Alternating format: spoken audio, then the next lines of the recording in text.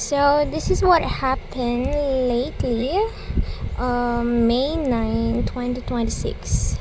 So, ito yung mga bata, ginather namin para turuan kasi today is vacation. So, walang nagagawa yung mga bata sa loob ng bahay nila, tsaka palagi lang sila nasa labas, naglalaro. So, instead na maglaro sila, so, ito yung ginawa namin sa church. Para, safety naman yung paglabas nila. So, meron pa silang malalearn. So, eto, tinuruan namin sila kung paano magsayaw, kung paano, gawin, kung ano ang dapat na tama. At saka, dito na part, is tinuturuan ko sila kung ano yung mga nakasaad dun sa Biblia. At saka, ang nangyayari is, habang ako'y nagkukwento, ganyan yung atesyala nyo kung magkwento. Medyo gusto ko kasi mag-participate sila para hindi gaano boring at saka hindi rin sila makatulog. Kasi kadalasan pag nagtitel ka ng story is yung mga bata is medyo bagot. At saka ang mangyayari doon, mawawala na sa kanila yung attention mo. So ito yung ginawa ko para mas participative sila at saka mas energy. So pinagawan ko sila ng pasasadula. So ito yung nangyari. Iyan, nakita niyo 'di ba? Pinagrupo. So yung ginawa namin diyan is nag-act sila ng Elijah nung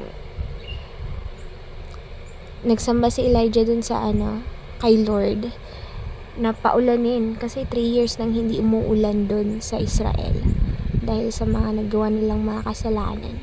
Pinarusahan sila ni Lord. At dyan naman banda is binigyan na namin sila ng task. Yun, nag-color na sila.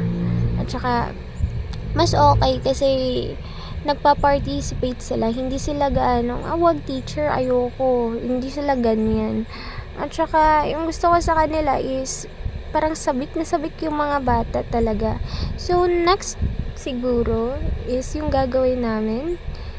Maybe I'm gonna do or taught them how to sing a new songs. So, yun yung gagawin ko sa susunod. Yun. And dyan is pina-attendance ko sila isa-isa. Para sa susunod, malaman namin kung sino yung absent. At saka, kasi mag-a-awarding kami nito. Siguro June. We will award them kung sino yung best attendance, best in art. Kinokolekta namin yung mga gawa nila para mabasihan namin kung sino yung mas maganda yung gawa. So, dito na banda. Yan. Tapos na sila, magpipicture na kami dyan kasi chinek na ni Teacher Ai. At saka, pagkatapos rin yan magpicture is magpapa-snack na kami. So, yung snack nila is, tinapay lang. Tinapay tsaka juice. Masaya na naman sila. Diba? Yung mga bata talaga, explorer yan. Exciting. Yan naman talaga yung bata. Palaging nagtatanong. O, yan, o. Pero masaya siya.